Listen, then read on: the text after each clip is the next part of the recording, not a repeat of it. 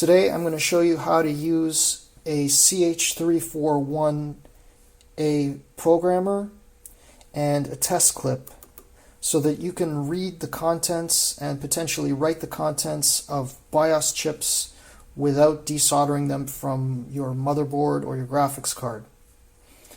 This test clip is about $2 and this is something like $3. They're well worth the money if you get the test clip. It's well worth the money if you have to do this kind of thing. It'll save you the hassle of a lot of soldering, and it'll be a lot quicker and easier to do.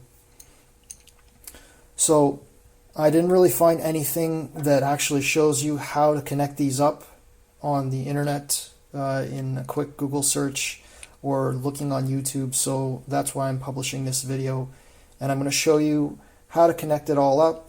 And then I'm going to demonstrate reading with flashrom on Linux, as well as the typical CH341 programmer software that you can find from various third-party sites. So starting off with the programmer itself, this is the programmer, and it's divided up into a couple of different blocks. I don't know if you can see there's a silver divider here. So this set of pin connectors is for 25 series, and this set is for 24 series, and that is actually shown down here on this little diagram. The important thing to note about the diagram is that there is a white dot in the top right hand corner of each of these pin blocks, and that indicates that pin 1 of the chip that you're trying to read is to be placed where the white dot is. So pin 1 for the 25 series is in this socket, and pin 1 for the 24 series is in this socket. And so this is the locking lever, so you need to open that up so that you can insert into the sockets. This is the test clip, and you can see that it has four contacts on each side, and then it has 8 wires coming up into a 10-wire bundle. And the important wire here is the red one. The red one is the pin 1 wire. So you're going to find pin 1 on the chip, and I'm going to show you how you do that in a minute. And then you're going to connect the red wire's contact to pin 1 on the chip. This doesn't come assembled usually, but what you want to do here is you want to look at your adapter board, and you want to locate pin 1 on your adapter board, and in this case it's right here.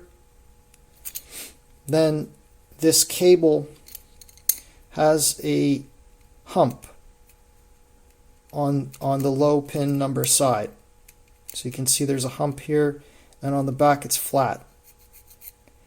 And so that's how you know that pin 1 is coming to this side of the plug as opposed to the back side of the plug, because it's not abundantly clear which side it's ending up on based on looking from the top. And then what you do is you line up the red wire for pin 1 with pin 1 on here, and you're going to have a couple of pin holes that are not filled here just because they use a standard 10-wire cable, and they don't use it. They don't use these two. So that's the correct orientation for that. The next thing you're going to do is you're going to connect the pin 1 on the underside. You're going to put that into the socket of pin 1 on your programmer. So in my case, I'm using 25 series, which means that I'm going to put it like this, because my spec says that pin 1 is to go basically under where pin 1 is now. Then I'm going to pull the lever down, and that's going to secure it into place. And so that is how you set up the programmer. Now I'm going to demonstrate how you actually read data from the BIOS chip. So let me reframe, and then I'll come back.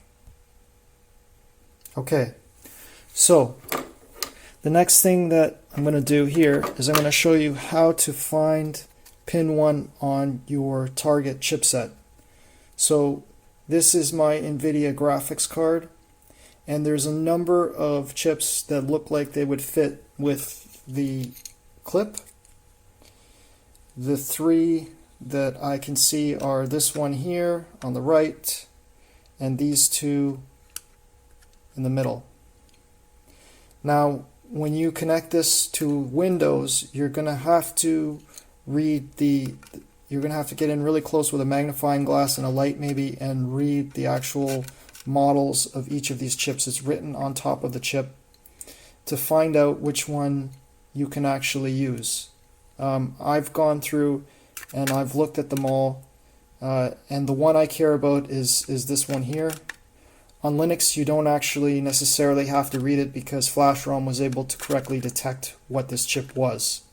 It's an Atmel chip which contains all the VGA BIOS information. But the interesting part of this is here. You'll note that this 4-legged chip has a dot, or sorry, 8-leg chip has a dot here in this corner. That indicates the pin 1 position.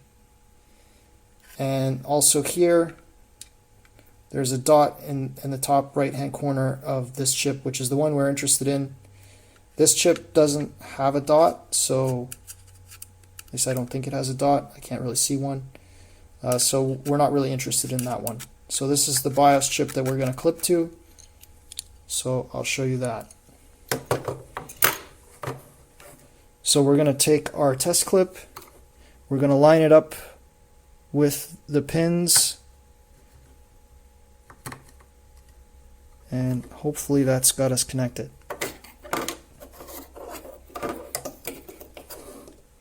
And then I'm going to insert it into the USB port. It doesn't really matter, you can insert the programmer into the USB port first if you want. If you do that, this light will illuminate. This light actually only comes on when you successfully clamp the chip, or at least it thinks you're successfully clamped. It doesn't necessarily mean it's going to work. You might have to reclamp it, but if you see that light, that's a good sign that you're probably going to be able to read from the BIOS correctly. So the next thing up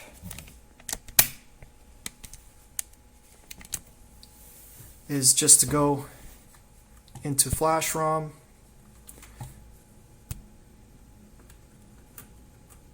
Oh, first thing I want to do is I actually want to show you when I run LSUSB, I can see that the CH341 chip was detected, and so I know that this device is going to work fine. The Linux kernel has loaded the driver. You don't need any third-party drivers. Linux knows how to talk to this stuff natively. Then the next thing I'm going to do is I'm going to run flashrom, which is the software that you use. You can get that from the Ubuntu repositories, and then with the arguments programmer, and then CH341a _SPI, which is the type of programmer, and then R, which is read, and then into new.bin, which is the file that I'm going to use to collect it. If you're writing, you would use the write command. I'm not going to show you that because that's dangerous, but you can look at the man pages or look at the help section and figure that one out on your own. Okay, so it didn't work, and that happens sometimes. What I'm just going to do is I'm going to reclip it. So let me just reclip it. Again, I'm going to reclip it until I can get that other light to come on, and I'm going to push it down into the board so I get a good solid contact. Hopefully that is a good solid contact. Nope, not quite.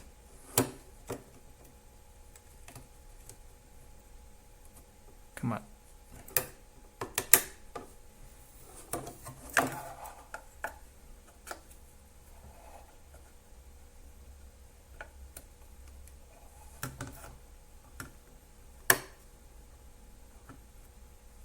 Okay, let's try again.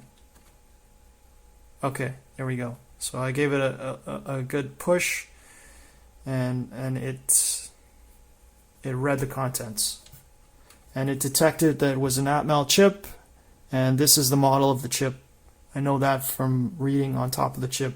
There's a couple extra letters before and after that, but this is the important thing. And this is the model number that we'll use in Windows as well. So the next thing you can do is you can look at what you just captured, and you can see that this is the Nvidia GeForce VGA BIOS, along with some other version information, board model, chip revisions, all that kind of stuff. And so that is how we do it on Linux. This is the way I would personally, I feel a lot safer doing this kind of stuff in Linux, because I don't trust Windows having to download these things from kind of sketchy sites and having virus scanners go off. So I'm probably going to do this work from Linux, but I will show you Windows because I know not everybody knows how to do this stuff in Linux. So let me show you. That is what the configuration was when I read it. So I mean, I had to fiddle with the clamp to get the light illuminated and just push it down solid to the board. It's kind of tight because there's some other components right next to it. So now I'm going to show you how to do this on Windows. So on Windows, I'm going to pull this board out.